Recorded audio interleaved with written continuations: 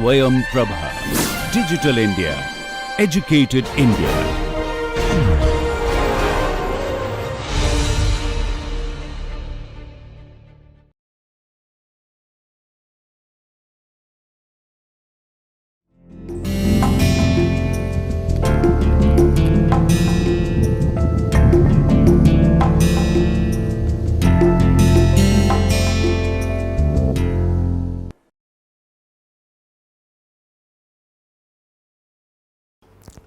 I am Dr. Surendra Mehra, Assistant Professor, Law Department, Banaras Hindu University, Varanasi. So, today the topic of my first lecture, that is suit of civil nature. So, I have divided my lectures so far as CPC is concerned. So, I have divided around 10, I am trying to cover, I will try to cover 10 important topics. The first one is, this is suit of civil nature, section 9. So, before discussing or before understanding what is suit of civil nature, what is jurisdiction of civil court, I will tell you ki how to study CPC, because you know, so far as within this time framework or within with this experience what I have understood, so far as law student, LLB students are concerned, they get confused with the CPC sections, with the CPC order, with CPC rules, because you know these are little bit confusing ones. So, that is the reason I will try to cover up it, I will try to make it very simple one, ki how to understand CPC first of all. So, accordingly I have structured my entire lectures. So, this is first one, suit of civil nature, section 9. So, instead of mugging up section 9, if you understand it, ki first question which comes before us, if you are in practice or if you are going to start your practice, or if you are studying being a first year student this CPC subject. So, you should start from this angle, what I will tell you right now. So, the first question which comes before a advocate, or which comes specially before an advocate, that is, I mean, whether matter is a civil matter or not, because this section 9 is covering both two things, jurisdiction of civil court and suit of civil nature. You will understand what is the meaning of civil suit, how this is different from criminal suit, how this is different from other suits, and jurisdiction also, because jurisdiction is also deciding this one, ki authority to decide ki before whom you have to approach. So, without understanding the nature of civil suit, you cannot approach the right authority. Without understanding the suit or nature of civil suit, yes, civil word, you cannot approach the right authority, I mean to say right court. So, this is the first problem which comes before an advocate. So, that is the reason I will tell you both, I mean how this is covering both two things, jurisdiction of civil court as well as suit of civil nature. So, you can see this one introduction part of this section 9. Section 9 of the Civil Procedure Code determines the jurisdiction of civil courts in India. Why jurisdiction of civil court? Because section 9 will tell you ki if the matter is civil one, then this court or the civil court has jurisdiction to decide this one. The section reads, the court shall, subject to provision herein contained, have the jurisdiction to try all suits of a civil nature, all suits of a civil nature. Please pay your attention towards these two words. The first one is jurisdiction of civil court, and the second one is what I have underlined, to try all suits of civil nature, excepting suits of which their cognizance is either expressly or impliedly barred. It means civil court can try all suits of civil nature. Now, the question comes, what is civil suit or what is civil nature? Excepting suits of which their cognizance is either expressly or impliedly barred. It means there are two bar, one is express bar and second one is implied bar. This is what we have to understand here. If you understand this implied and express bar, then there is no problem apart from this word suit or civil nature. So, see this second, I will tell you one by one what is implied bar and what is express bar. So, there are two conditions of this section 9. The first one is civil court have jurisdiction to try suits. The following conditions in section 9 are fulfilled. The suit must be of a civil nature, and the cognizance of such a suit should not have been expressly or impliedly barred. So, what I was telling you in beginning, ki first you have to understand the problem then you can easily come up, or you can relate it with section 9 ki okay, the CPC starts with section 9. How? I mean, apart from definition clause, because normally we start with definition clause, that is not the right approach. I think the right approach is we should start CPC from section 9 itself, because section 9 is telling you what is civil suit and what is jurisdiction of civil court. And I told you, I related it ki this is the first problem which comes before an advocate. The moment client comes to you and he tells this story ki okay, this is my problem, the first thing, being an advocate, you have to determine, or you have to decide or ascertain this one, whether matter is civil one or not. If the matter is civil one, then you will approach the civil court accordingly as per the jurisdiction. If the matter is not civil one, suppose somebody is telling you okay, I have committed this crime, then definitely, I mean, there is no role of civil court. Then section 9 will not be applicable, and you will approach the police authority, or you will approach the criminal courts accordingly. You will lodge the FIR, or you will lodge the, I mean, FIR or private complaint. Accordingly, you will approach the, police will conduct the investigation, and you will move further. So, the first question which comes in your mind ki whether matter is civil one or not, this is very important thing. This is very important thing. Without understanding, like take one example also, like because civil suits are very vast one, it is covering, because we started our journey with the civil suit earlier, there was no distinction between civil and criminal one, but now we have clear demarcation between civil and criminal one. So, the first thing which comes in our mind, whether matter is civil one or not, or whether matter is criminal one or not. So, the first thing which comes in your mind ki whether matter is civil one or not. So, if you have a basic understanding of, you are all right ki what is, like what you have studied in law of torts, ki what is, legal right, what is your moral right, what is your social right, then you can understand, because these civil suits or civil cases are very vast one. Now, we have different courts, like we have family courts, family matters are also civil one. You have revenue courts, those matters are also governed by CPC, and apart from it your civil courts, they are also looking towards, or looking into civil matters. So, apart from your criminal one. So, this is the thing, what the problem, the moment you hear or the moment you listen the problem of your client, this question or this thing should be very much clear ki okay, whether matter is civil one or not. And how you would understand it, this is with the definition or with the meaning of the civil suit and nature. I will cover ki what does it mean. If you do not understand, then you cannot proceed, you cannot decide the place of suing. Second problem, after deciding this first problem, whether matter is civil one or not, the second problem is place of suing, ki what to approach, where to approach, whether this court has jurisdiction or that court has jurisdiction, whether this district has jurisdiction or that some other district has jurisdiction, civil court I mean to say. So, this is the second problem, but first, so that is the reason I am saying ki we should start CPC from this section 9, ki what is jurisdiction, what is suit of civil nature, these two things. Although I have named it suit of civil nature, but this is jurisdiction of civil court. The ultimate, I mean the exact name is jurisdiction of civil court. So, you should club these two questions within section 9, and you should try to find out the answer of this question, whether matter is civil one or not. So, this is the second condition, this condition in second slide, the suit must be of civil nature, only then you can approach the civil court, otherwise the civil court has no role at all. And you have to find out ki whether there is a implied or express bar.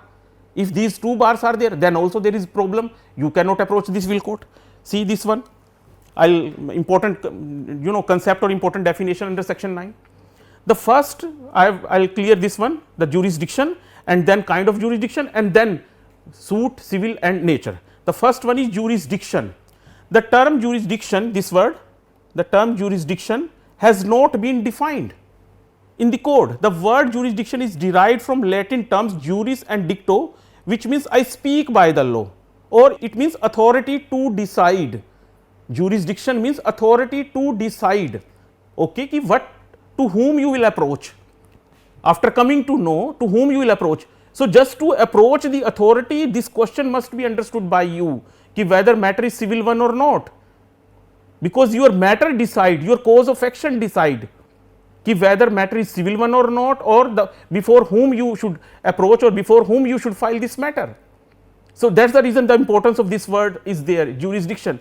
I have divided this, there are kinds of jurisdiction also. The first one is subject matter jurisdiction, because every subject matter means ki on the basis of the problem what the client is telling you, you will decide ki what subject he is bringing before you, whether this is matrimonial matter or like take example small causes court can try only small matters, civil judge junior division, senior division or district court decides your specific performance, contract matters, matrimonial matters, district judge including. So, according to the subject matter, this is the first kind of jurisdiction. According to the subject matter, because we have divided our courts in such a way ki okay, this court has this jurisdiction and this court has this jurisdiction. You have to find out in the court itself, you can easily come to know. But first of all the problem is with you ki okay, whether what kind of subject matter you have, what kind of cause of action you have, bundle of essential fact. Cause of action means bundle of essential fact. You will find out this thing ki whether what kind of problem you have, whether this is matrimonial matter or consumer matter or civil matter, specific performance matter. There are number of things, there are number of matters. I have given some examples also, and with those examples also you can come up or you can come to know a little bit about ki okay, these are the few kinds of civil matter. The first one is subject matter jurisdiction. Subject matter will decide ki okay, whether this court has jurisdiction or not. If you do not understand the subject matter, then again you cannot decide the jurisdiction, you cannot decide the authority to decide to whom you will approach, because you are not understanding the subject matter. So, first of all you should study the entire substantive law. This is procedural one, you have to apply this one practically. So, first of all you have to understand the subject matters, the entire substantive law. Like if you do not understand Contract Act, then how would you understand ki what is contract, what is agreement, whether this is enforceable or not, whether this is valid one or not or void one, how would you decide? So, on the basis of the subject matter, on the basis of this thing, you will come to know ki on the basis of substantive law you will decide ki whether this is what is the subject matter of this case. If you understand subject matter, then you can relate it with the jurisdiction and you can apply the right court. Otherwise, order 7, if you do not understand the subject matter, mind it, order 7 rule 10 of CPC, this one, court will return your plaint. Order 7 rule 10, court will return. Order 7, again I am repeating it again, order 7 rule 10, if you do not understand subject matter, if you do not, because of there is element subject matter, if there is no cause of action, then court can reject also. Order 7 rule 11, order 7 rule 11, this is court can reject also your application if there is no cause of action. Although this is something different, the cause of action means ki when the cause of action is not enforceable one, because court can try your legal matter if there is a violation of your legal civil right.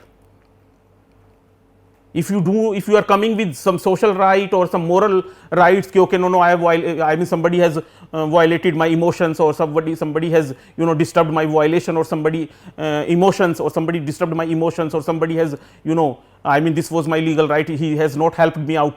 So, then it means there is no cause of action at all, because court is sitting only for the legal cause of action, legal. So, this is also one of the important thing.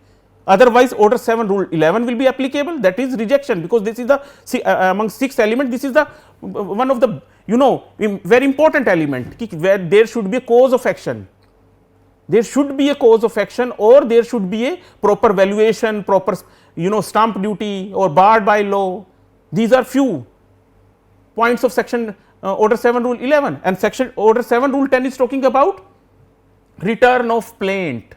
Return of plaint, it means when you approach the wrong court, when you do not understand ki whether this court has jurisdiction or not, because you are not understanding subject matter, you are not understanding ki whether this court has subject matter decides basically jurisdiction. I cannot decide all kind of matter, because there are in district court or in lower court you will find there are around 20 or more than 20 judges, as per the workload number of judges are there. So, it means can you approach any court?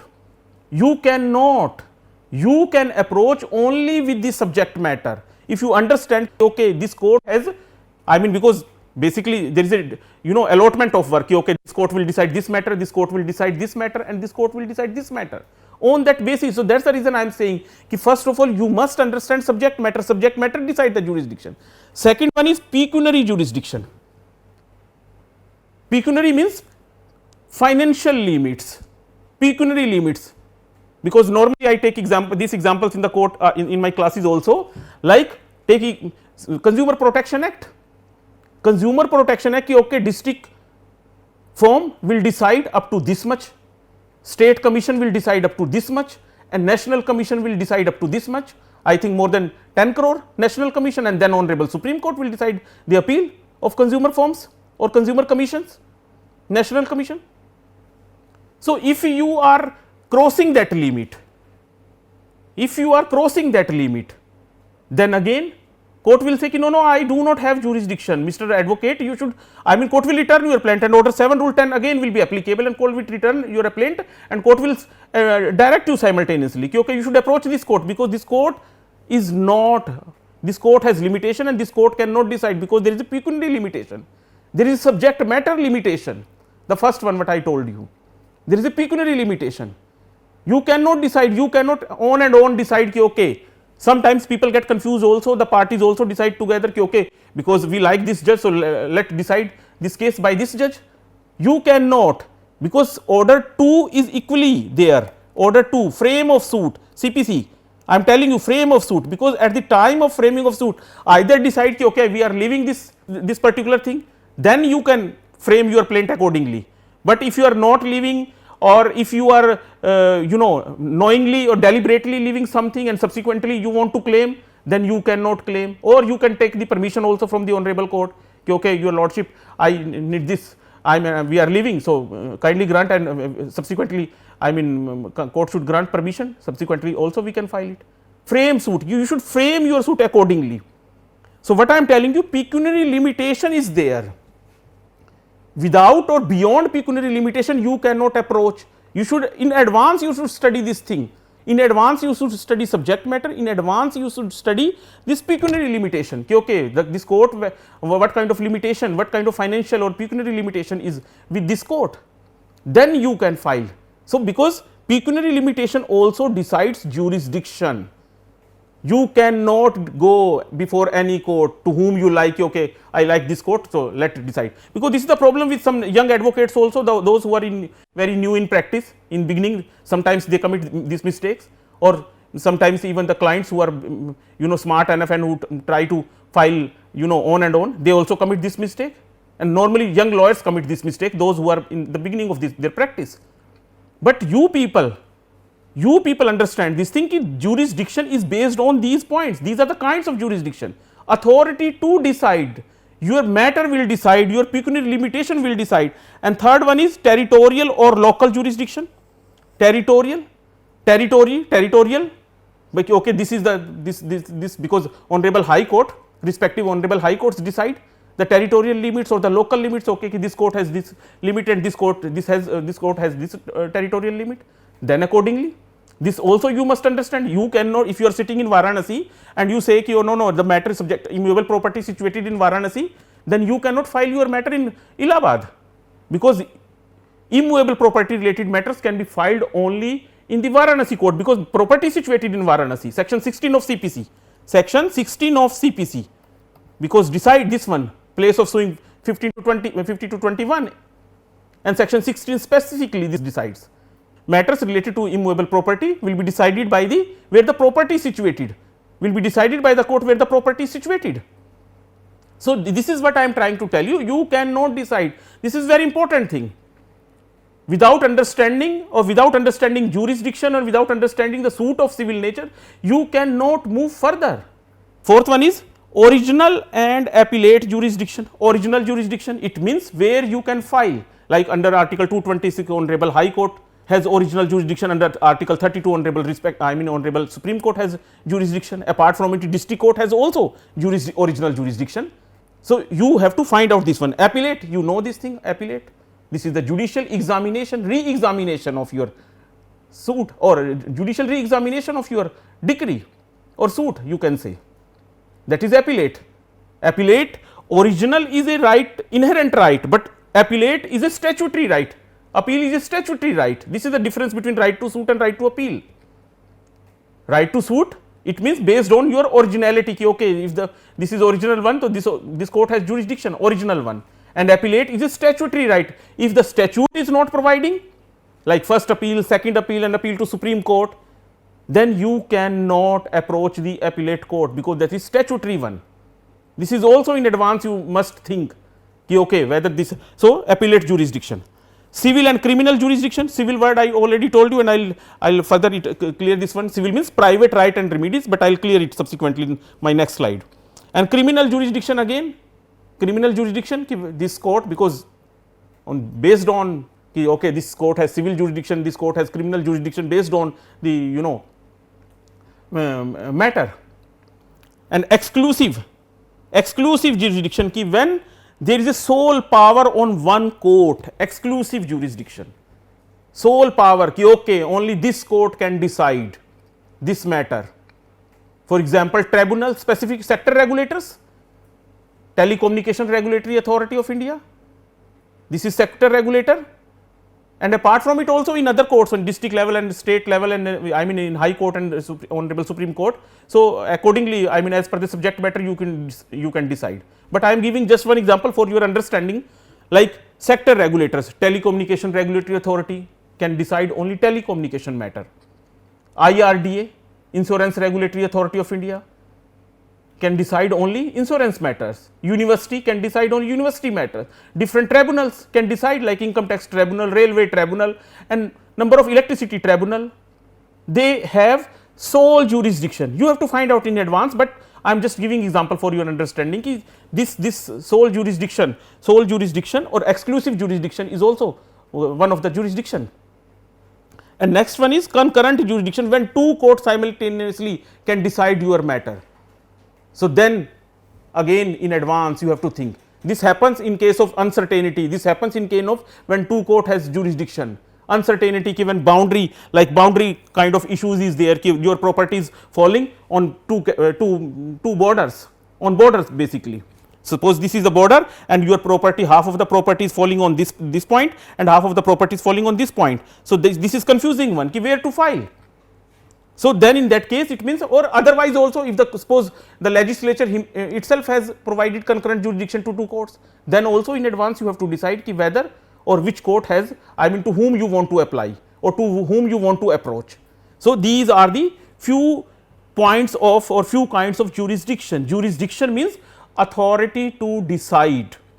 Without this you cannot approach. This is what I am trying to tell you. In advance you must think okay, to whom you have to approach, and you will approach accordingly as per my this one. Now you will understand ki civil, although because I have to cover both these two things, jurisdiction as well as this suit and civil and nature word. So but I have told you already ki jurisdiction based on these few kinds, subject matter, pecuniary, original, appellate, and all these things. Now see this one. The first I will take up this third definition. This is the meaning of this civil. Civil means the word civil has not been defined in the code. This word has not been defined, but according to dictionary meaning it pertains to private rights and remedies of a citizen as distinguished from criminal, political, etc. Private right and remedies.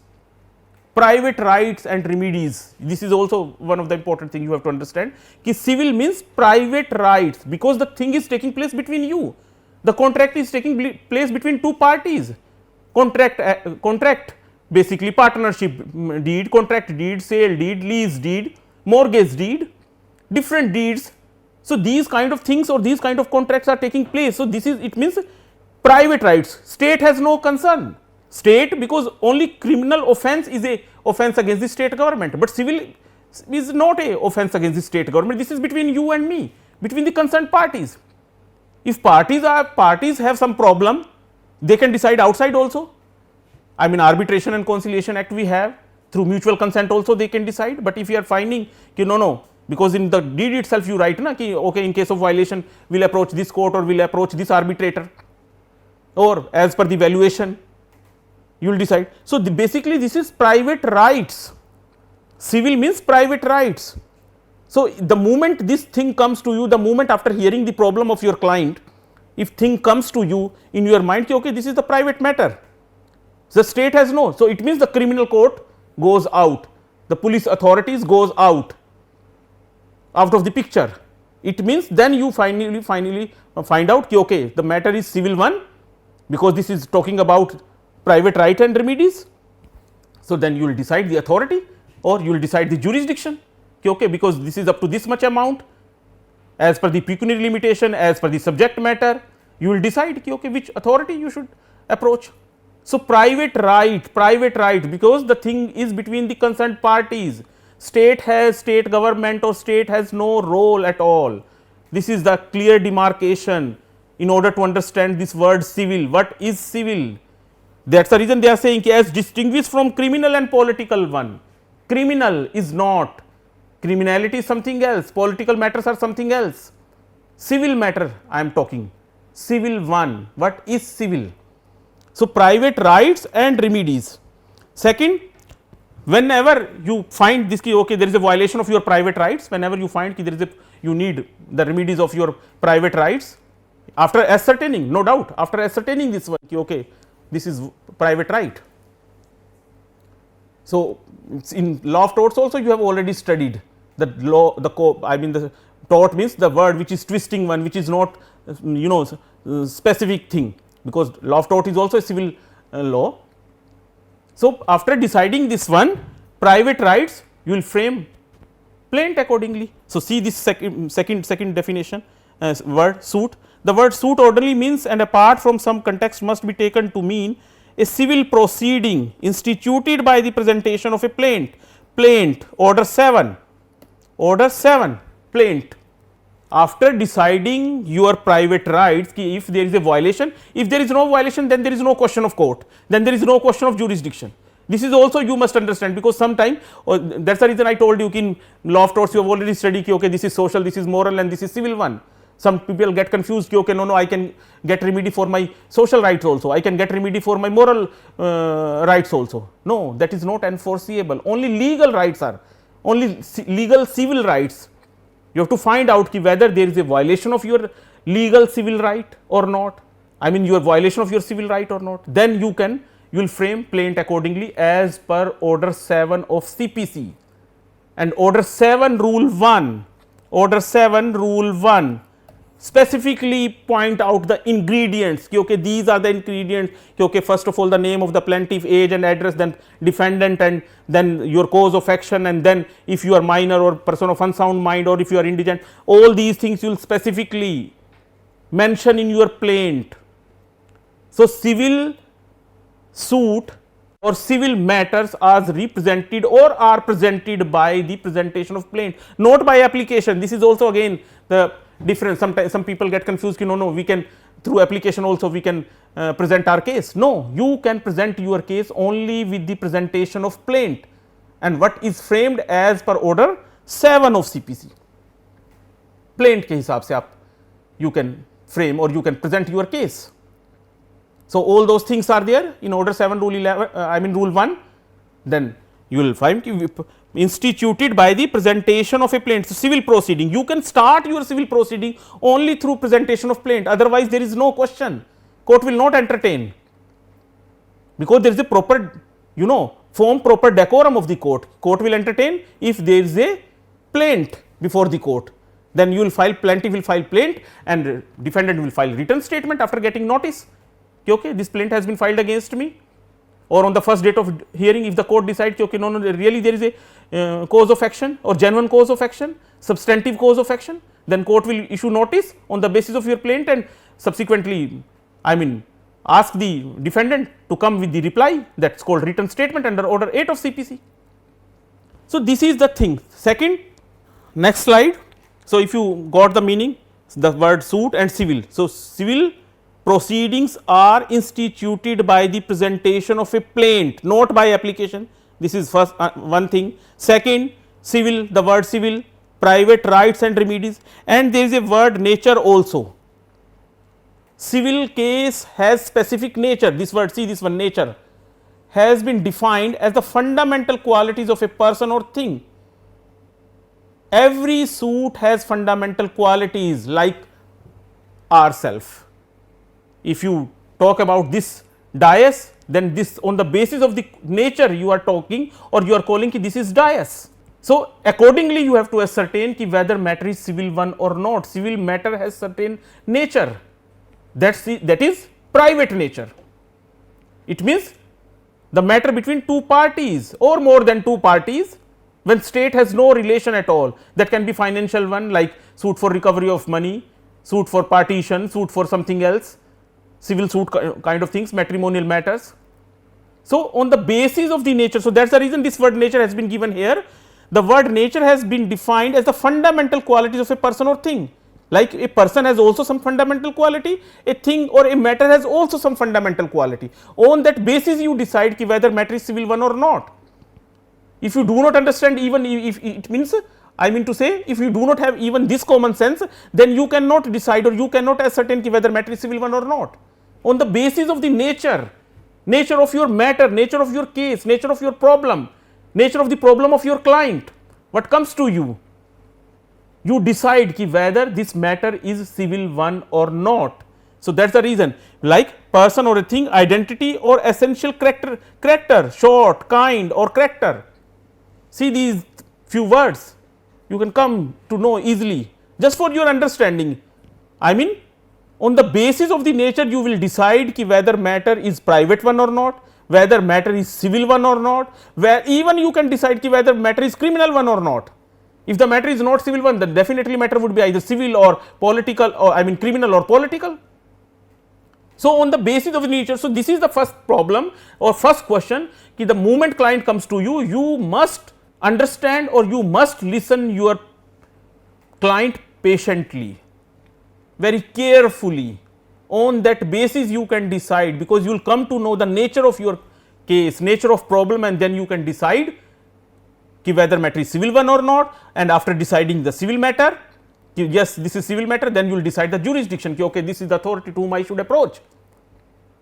This is the, I mean, and automatically you will come to know ki okay, this is falling under section 9. Section 9 is talking about all these things. So, this is section 9.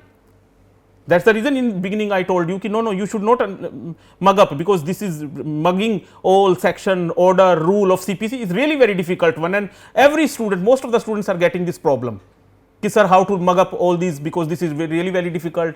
Sections are also there, rules are also there, orders are also there, how to mug up all these things.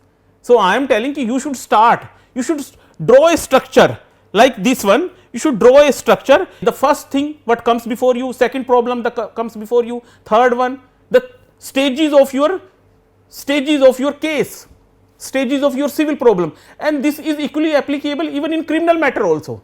Like first lodging FIR, then after conducting investigation, police will prepare charge sheet, and then police report, and then submitting charge sheet before the court, and court will frame charge finally, and then prosecution will initiate the proceeding, and then defense will get the opportunity, and accordingly examination and cross examination will take place. So, you should frame a chart, then you should keep ki okay, the first problem jurisdiction and suit of civil nature, section 9. Second is this is place of suing, section 15 to 21. Then further onwards you can decide ki okay, first date of hearing pe this will take place ki whether matter preparation of plaint. Then on the basis of the notice, court will, I mean on the first date of hearing, court will issue ki whether matter is genuine one or not, notice to the opposite party, I mean summon to the opposite party, and then defense will come with written statement, and then third one is asking list of witnesses, and then one by one court will decide ki who is material witness and who is not material witness. Court will demand from both the parties, plaintiff and defendant, ki okay, submit your list of witnesses. This is the third stage, I will say, and then court will give opportunity to both the parties, examination and then cross examination, and then if somebody wants, then the re-examination can also take place, and then final argument, and then order you will get, either order, decree or order, decree in between, order in between, and then finally decree you will get. So, these are the, you should, that is the reason I am saying ki you should frame like this one ki okay, this is 1 or 1, 2, 3 as per your understanding, as per your sense ki okay, I mean how you get it. So, then you can frame it. So, Test is also not, I mean this is not, next see this next slide, these are the few examples of suits of civil nature, like suits relating to property, all property kind of matters, worship, religious procession, right to share in offerings, civil wrongs, all kind of civil wrongs, specific performance of contract, we have specific performance act. So, these all are few civil matters, examples of civil matter. You can come to know, this is just for, I mean this is list is not exhaustive one, this is few examples, otherwise the civil matters are really, the list is, I mean big one, and the matters are very vast one, everything which is not criminal or political, the matter is civil one. But you have to find out whether to approach consumer court or civil court or matrimonial court or revenue court, or apart from it also there are a number of other courts, you can decide accordingly. So, now see, this is what is the express and implied bar. Express bar, I told you, otherwise section 9 is saying civil court has jurisdiction to try all suits of civil, this is the language of Bail Act. The civil court, as per section 9, the civil court has jurisdiction to try all suits of civil nature unless their cognizance is either expressly or impliedly barred. So, this is express bar. Suit is said, I am reading it out, suit is said to be expressly barred, express bar, when it is barred by any enactment for the time being in force, it is open to a competent legislature to bar jurisdiction of civil court with respect to a particular class of suits of civil nature, provided that in doing so it keep itself within the field of legislation conferred on it and does not contravene any provision of the constitution. But every presumption should be made in favor of the jurisdiction of civil court in case of doubt only. But I have given few examples, with that you can understand, otherwise you will not understand even express bar also, because this is the language only, and with the language I do not understand whether student will get it, because they are really new one, and you know normally the first year or second year student. So, that is the reason I have kept few examples also. Okay, what is express bar? A suit is said to be expressly bar when it is barred by enactment for the time being in force, for example, matter falling under code of criminal procedure. If the matter is criminal one, then what is the role of civil court? This is the example, this is called express bar. If the matter is criminal one, you can understand, if you have read IPC, you can easily come to know ki murder, culpable homicide murder, or amounting to murder or not amounting to murder, hurt, grievous hurt, and all other things, you know, offences against women and offences against property. So, if the matter is criminal one, then definitely CRPC will be applicable. There is no role of civil court. Second, revenue courts, special tribunals, industrial tribunal, income tax tribunal, medical council, bar council, university and MSCT cases. So, these are because special tribunal or sector regulators are telling you, okay, no, wait, I have jurisdiction relating to electricity matter, because if I am electricity tribunal, if I am railway tribunal, I have the railway related matters, jurisdiction relating to railway related matters, or medical council relating to doctors, ethics and all those things are governed, or you know looked after by by this Medical Council of India, bar council, advocate related matters, MSCT, motor accident claim tribunals, university look into the matters of universities. So, this is specific express bar, although these are few like special tribunals, medical council, bar council, university, MSCT, these are not falling under the criminal category. Just I have mixed it, and just to understand, just to make you understand ki if the matter is criminal one, then CRPC, otherwise I mean express bar like special tribunal ki okay, this special tribunal will take into account or look into this matter, university will look into this matter, Medical Council of India will look into this matter, they have specific jurisdiction. The matter is civil one, although they are also up to some extent they are also governed by civil procedure code, but on that basis you cannot see this, you cannot say this one ki no, this civil court will decide this matter. So, these are the few express bar. So, on this basis few, I mean if your matter is coming relating to university, then you should approach university authority. If the matter relating to advocate, you should approach the Bar Council of India. If the matter is relating to doctor, you should approach the Medical Council of India. If the matter is related to specific tribunal, then you should approach the specific tribunal. So, this is called express bar, and this is one authority also, Mahmood versus Tikam Das, AIR 1966. So, certain types of suit and all these things, just for your more understanding or clarity, I have kept it here. And this is also one of the few examples of like how 37 Industrial Dispute Act, no suit, prosecution or other legal proceeding shall lie against any person for anything done in good faith, or all these things. This is also express bar. I already told you, but just for examples purpose point of view, I have kept it here. Suit implied bar. Implied bar means based on general principles of law. Implied bar. When it is barred by general principles of law, I have made a separate slide for it. What are general principles of law? That is very important again, and I will come directly on that general bar.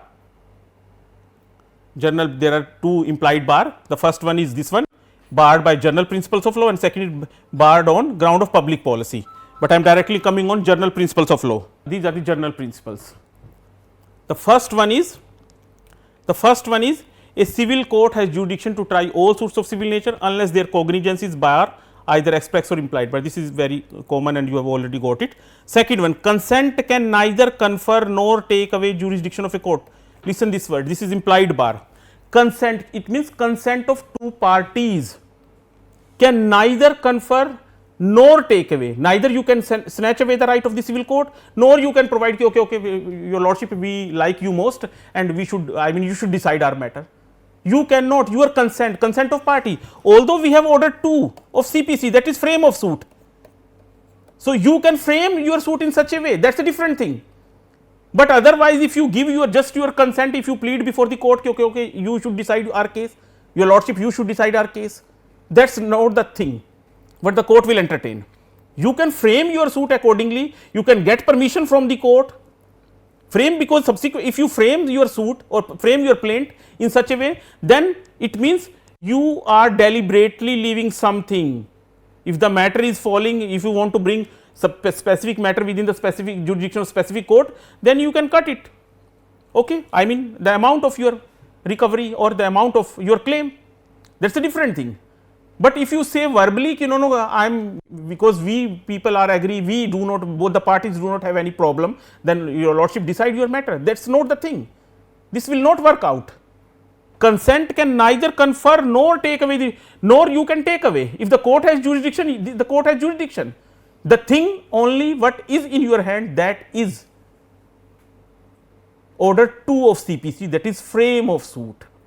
Frame in such a way, that is a different thing. Frame your plaint in such a way, mold your cause of action accordingly, mold your claim of your matter, amount what you are claiming, suppose suit for recovery of money, then in such a way, okay, this is the thing what we want to claim, and pay accordingly stamp duty or the fee of your matter, that is a different thing, court will entertain. But verbally you cannot say, this is implied bar, court will not entertain your plaint other than.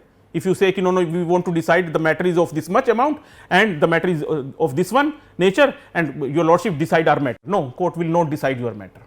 This is the second. Consent of two parties, consent of the parties, it means case parties, plaintiff or defendant, it means.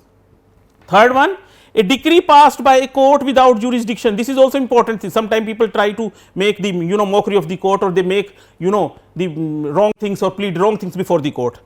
A decree passed by a court without jurisdiction is a nullity, and the validity can be challenged at any stage of the proceeding, in execution proceeding, even in execution proceeding or even in collateral proceeding. Decree passed by a court without jurisdiction. If you plead something wrong, if you try to cheat the court, or if you cheat, basically you plead something wrong, although in plaint the last paragraph or the last part of your plaint always would be okay, this is right, true as per my understanding or as per my knowledge, and this honorable court has jurisdiction, you write all these things in last of your plaint. But a decree passed by court without jurisdiction is a nullity, that is null and void. Sometimes court also commit this mistake. So, this becomes the duty of the two parties, just to make aware the court, okay, your lordship, whether this court has jurisdiction. Suppose if plaintiff commit mistake or plaintiff deliberately do all these things, then the defendant should come forward and the court should plead before the court, no, your lordship, this court has no jurisdiction. If you get some decree on the basis of this one without jurisdiction, then that decree is null and void, that has no value. The validity of that decree can be challenged even in execution proceeding as well as in collateral proceeding. Execution proceeding, definitely, if your judgment debtor is not good one, then definitely you will go in execution, and the validity, he can challenge the validity, okay, your lordship, he has committed this mistake over there. Or in collateral proceeding, like in some other proceedings also, if short of relation is coming there, or if you are trying to produce the judgment or decree of that case before before the other court in some other matter, then also the validity of that decree can be challenged. This is fundamental law. A decree passed by a court without jurisdiction is null and void. So, do not become over smart. Whatever the right or whatever the truth is with you relating to your problem, that should be produced, that should be put before the court with full humble submission. Sometime we commit mistake being a new one, okay, who is coming to know. We create evidence and we fabricate something and we plead wrong things before the court. No, you should not do this thing before the court. Court is coming to know this thing, otherwise this would be your loss. If the suppose court is not also coming to know this one, both the parties are over smart, plaintiff is also committing this mistake and defendant is also not bringing the thing before the court, then that is it, and getting decree on that basis, then subsequently you will suffer, parties will suffer. And moreover, you will one more thing you have to understand, this is paid service, civil matter, private rights and remedies, I am relating it with this one. You are paying stamp duty for that, you are paying bar counsel fee, you are paying stamp duty, you are engaging your lawyer. This is not criminal matter. In civil matter we pay the stamp duty. So, accordingly, if we are pleading something wrong and on that basis if we are getting decree, so this would be a loss of time and simultaneously this would be again a suffering for us. Who knows ki defendant will who will challenge again, then judgment debtor again can say this thing, no, he has committed something wrong over there, sir. So, decree passed by a court without jurisdiction is a nullity, it means null and void. This is one thing. Fourth point, there is a distinction between want of jurisdiction and irregular exercise of jurisdiction, again important thing. Want of jurisdiction, and these are two things, these are general principles of law, implied bar talking related with implied bar. Want of jurisdiction means when court has no jurisdiction, sometime again being a innocent one or being a unaware about it, about the jurisdiction of court. Every court has jurisdiction and you must understand before filing your matter whether this court has jurisdiction or not to try your matter. If you are wrongly approaching the court and thinking on and on, no, court will also understand this thing, court will take into account this whether the court has jurisdiction, court will do, no doubt, court will do, court will exercise this power or this at least court will try to understand, but because this is your case, this is private matter, this is your case, you have charged fee from your client. So, you should understand this thing whether this court has jurisdiction or not. If the court has no jurisdiction, that is the matter of want of jurisdiction. And irregular exercise means when court has jurisdiction, but court arbitrarily exercising or without coming to know. Sometime in innocence also we commit this mistake, wrongly exercise our power. So, the similar thing is with court also. Court has power, but court is exceeding or court is not exercising that power, that is the case of irregular exercise. So, this is also again implied bar. If your matter is falling within this category and the court is saying no, we do not have jurisdiction or we have jurisdiction, we can give this much compensation or this kind of relief. So, you understand this thing, you should plead before the court, no, your lordship, this is a clear irregular exercise of your power. Irregular exercise, it means when you have jurisdiction, when the court has jurisdiction, but irregularly exercising. Want of jurisdiction means when court has no jurisdiction at all. Next one, every court has inherent power to decide the question of its own jurisdiction. This is also one thing. In case of doubt, when you are not raising any thing before the court, when you are also not pointing out, Then if in case of doubt or when there is no clear cut direction, then every court has inherent power to decide the question ki whether this court has jurisdiction or not. Like take example of your class teacher, class teacher will decide if there is a problem relating to timetable, if the timetable is not clear one, the class teacher will decide this one ki whether this the teacher has jurisdiction or not to take this class or not. So court will also decide if there is no clear cut direction, if there is no allotment, clear allotment or any doubt on this point ki whether this court has jurisdiction or not. So court will decide on and on also. Yes, you people can decide, raise objection ki no, your lordship, this court has no power or this court has no jurisdiction, then you can decide. Otherwise honorable court are, they are exercising their power, they are I mean good enough. So you people being an advocate, because question of your client, it is a question of your reputation, it is a question of your matter in the bar and as well as outside the bar. So you should be very much careful about all these things. This would work as an implied bar, then court will not entertain if you raise this point before the court. Sixth one, jurisdiction of court depends upon the averment made in the plaint and not upon the defense in the written statement. Very important thing, number of times I repeated this one, averment made in the plaint. It means whatever you are writing as per order 7. So order 7 talking about plaint and order 2 is talking about frame of suit. So as per your understanding, you should, or as per your knowledge or as per your matter, you should think, you should write, you should draft your matter on and on, or at least you should go through twice or thrice your matter, because jurisdiction is depending upon the averment. It means the pleading what you are making in your plaint. On and on court is not deciding, whatever the plaint is there, on that basis court is going through your plaint and court is coming to know whether this court has this jurisdiction relating to this matter or not. Court is not deciding jurisdiction on the basis of the defense written statement. Averment in the plaint, it means plaint is very much material, order 7 of CPC. Order 2 of CPC is important, frame of suit. You will decide now what to keep in your plaint, what to write in your plaint and what to leave, you will decide.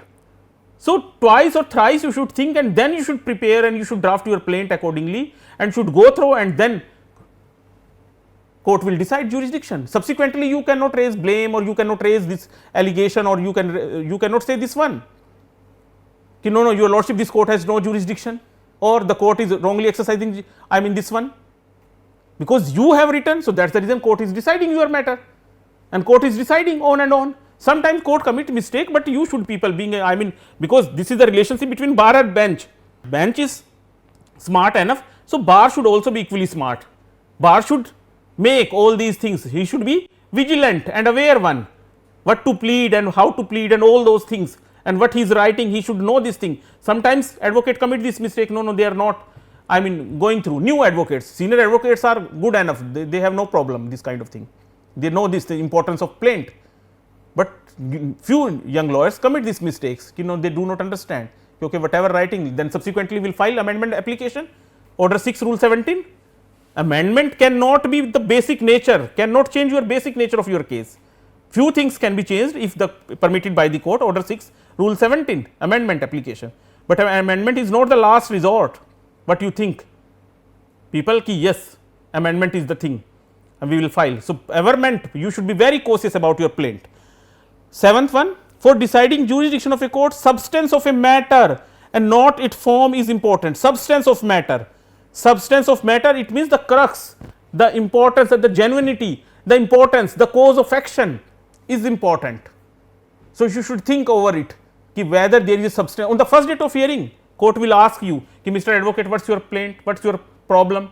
Court can ask even from the client also ki okay, what is your problem, what is your name, what is your age, what is your problem, what is your claim, all these things. So substance of matter is also, if there is no substance in your matter, court will reject it. Order 7 rule 11, reject your application because there is no cause of action. So substance of your matter is also important. Eighth one, every presumption should be made in favor of jurisdiction of a court. Presumption, if there is a doubt, then court will or every doubt, or if there is any problem relating to jurisdiction, then every presumption will go in favor of the civil court. Ultimately civil court will decide ki whether this court has jurisdiction or not. So, presumption will go in favor of the civil court. Ninth, a statute ousting jurisdiction of a court must be strictly construed. Statute, if there is any statute which is absolutely, or ousting the jurisdiction of a civil court, no, this court has no jurisdiction, then that must be strictly construed. There cannot be liberal interpretation or construction of that statute, because it is related with the second point, a decree passed by a court without jurisdiction is null and void. If you are not construing it properly, the statute I mean to say, then that would make your decree null and void one, because that would not give the jurisdiction to the civil court. This is also, so that is the reason this point number 9 is talking about that must be strictly construed. Burden of proof of exclusion of jurisdiction of a court is on the party who assert it. Section 101 to 106 of Evidence Act you have already studied, or you must study, which will, I mean they will talk about the burden of proof and onus of proof. Burden of proof always, if you are saying no, the court has no jurisdiction, is on the party who asserts it, who say no, your lordship, this court has no jurisdiction. The burden of proof will lie on that party, and normally in civil cases, who comes with the plaint, who asks this sort of relief from the court. So, burden of proof would lie on that party. So, for this one you should study from section 101 to 106, they will talk about burden of proof and onus of proof. Even where 11th point, even where jurisdiction of civil court is barred, it can still decide whether the provision of act have been complied with, or whether an order was passed dehours the provision of law. I mean this is very simple one, ki otherwise also court can decide this one. So, this is all about section 9, jurisdiction of a civil court and suit of civil nature.